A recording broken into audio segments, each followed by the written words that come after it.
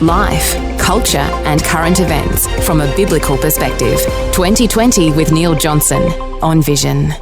Here we are on a Friday morning, and not just any Friday morning. You might say the eve of what for many sports fans in Australia is the biggest day of the year. Tomorrow, the AFL Grand Final, and there'll be so many who'll be wearing the colours of the Swans or the colours of the Cats. It's a Swans versus Cats Grand Final. And Bill Muehlenberg from Culture Watch has been looking carefully at some of the issues around the Grand Final and AFL, and some of it's fun and some of it's controversial. But Bill, a special welcome back to 2020.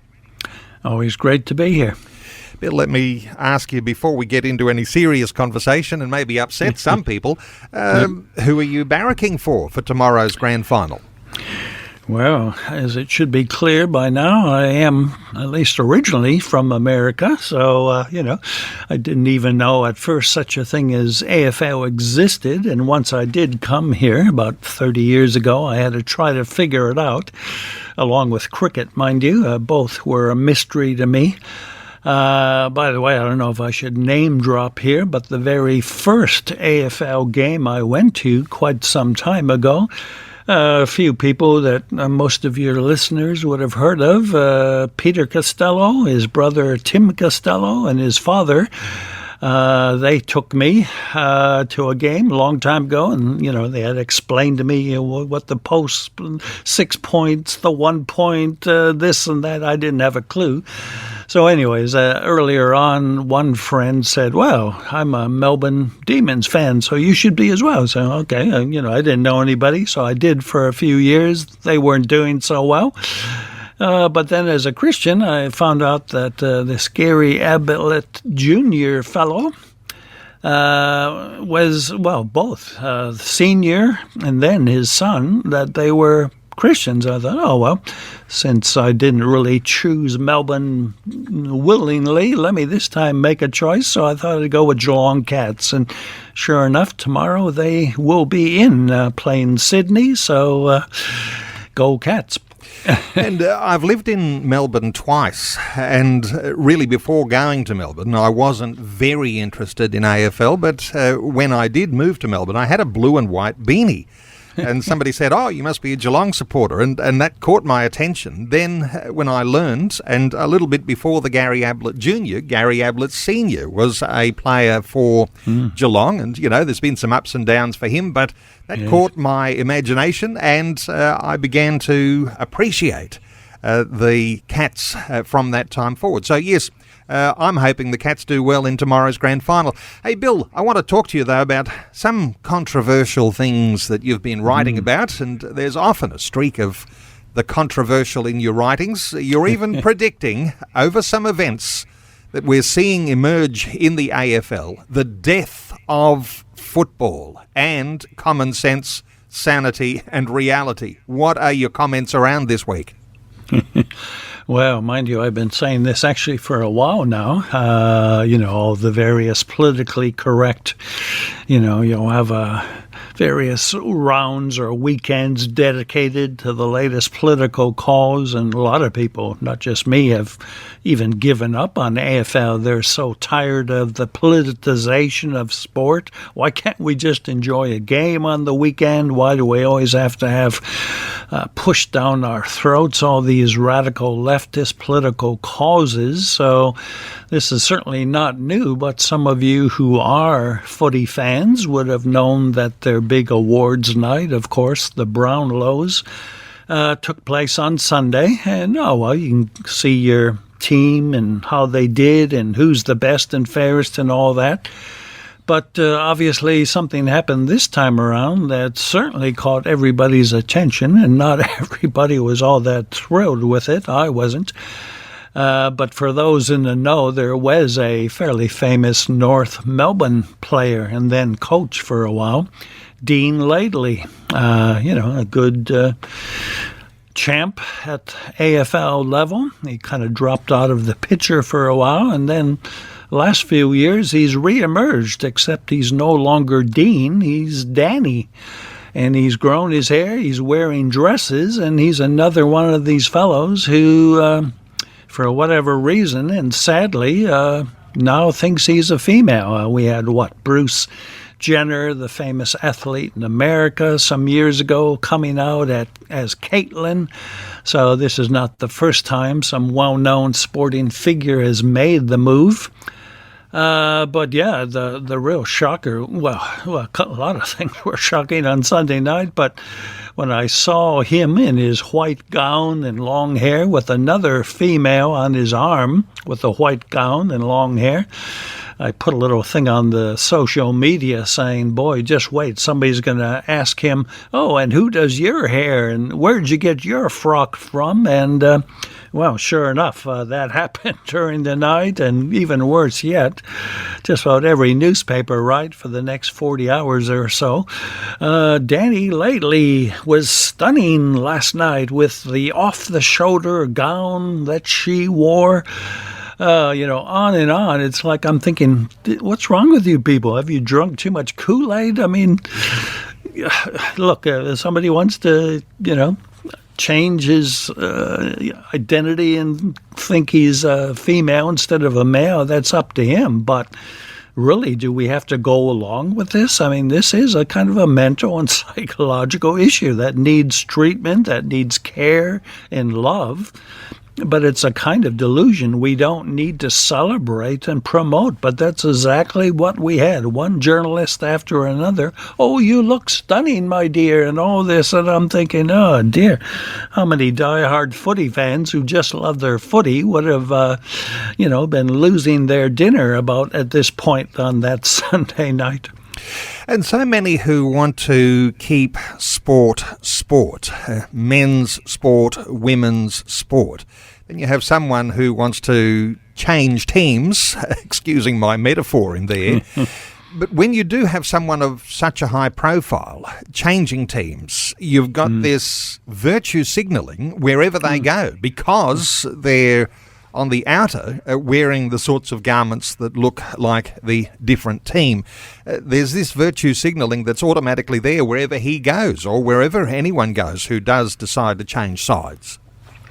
Yeah, well, it's all part of the politically correct woke culture that we live in. Every radical leftist kind of bit of lunacy is not just to be encouraged and permitted, but it's to be promoted, celebrated, championed. That's the real, as I say, if people want to do this in the privacy of their own life and not make a big deal of it, that might be one thing. We could probably live with that. But when most of the mainstream media, most of our politicians, most of our elites go along with it and actually run with it,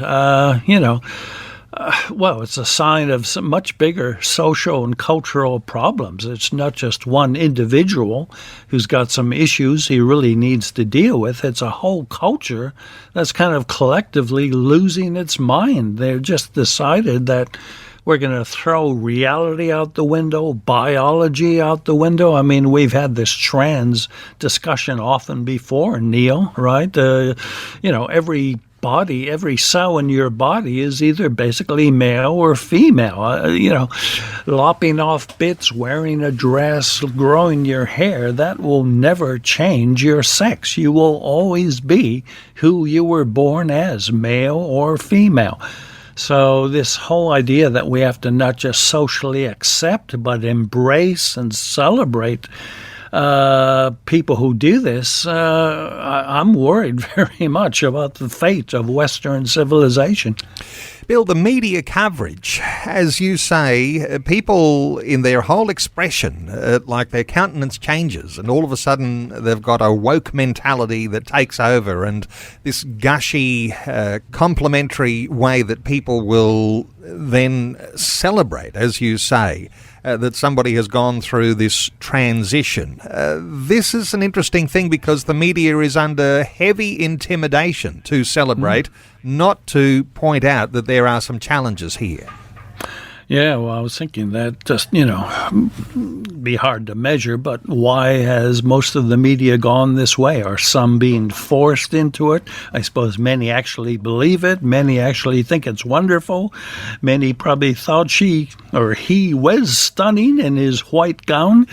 But I'm sure many, they don't want to rock the boat. They know if they would call a spade or call a guy, they'd probably lose their job in whatever, newspaper, radio, TV. So it's this whole idea of being forced to, effectively lie to keep your job. If you want to keep going in the mainstream media, you got to play the game. You got to go with all of the PC nonsense.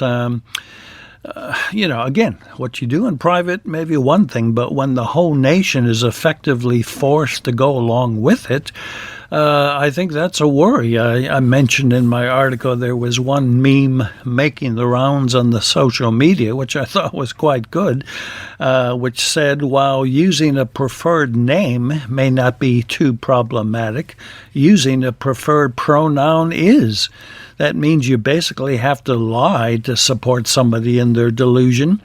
And it's like saying, if I'm forced to use somebody's pronouns, it's like, being forced to talk to a schizophrenic's imaginary friend. I mean, the same reason you don't, because you want to get this guy some help. You really need some help fast. The same here. I won't use preferred pronouns. I'll call a guy, and a girl, because I think telling the truth is the most important thing we can do. But of course, the media has long ago given up anything like truth and objectivity. It's now all about pushing politically correct agendas, and it's a worry the direction we're heading in.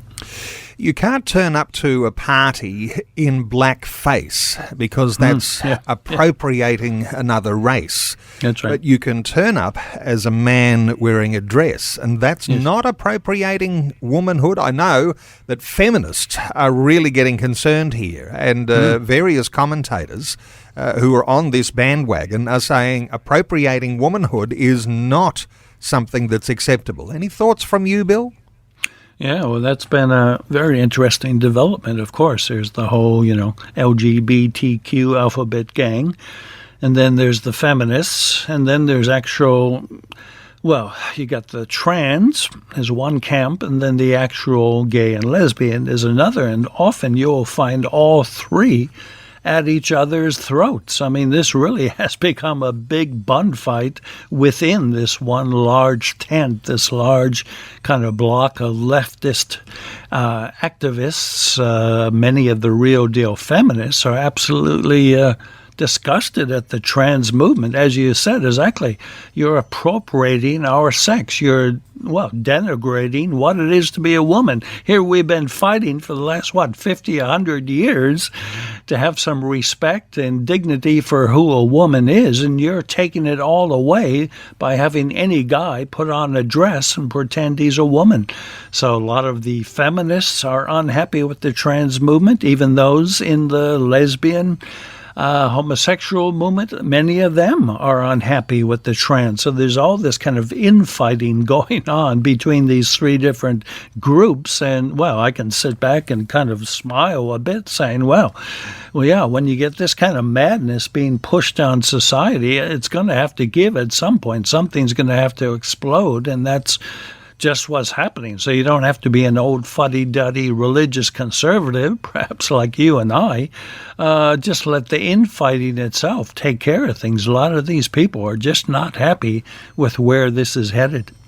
And we might be reminded of some very simple biblical foundations created in the image and likeness of God, man and woman. He created them. There'll be those listeners who like to read a little more on some of the things you've been talking about in one of these latest articles you've written called The Death of Football and Common Sense, Sanity and Reality on the eve of the AFL Grand Final. Bill Muehlenberg, I hope the Cats win. Thanks so much for your update today on 2020. Thanks again. Go Cats. Thanks for taking time to listen to this audio on demand from Vision Christian Media. To find out more about us, go to vision.org.au.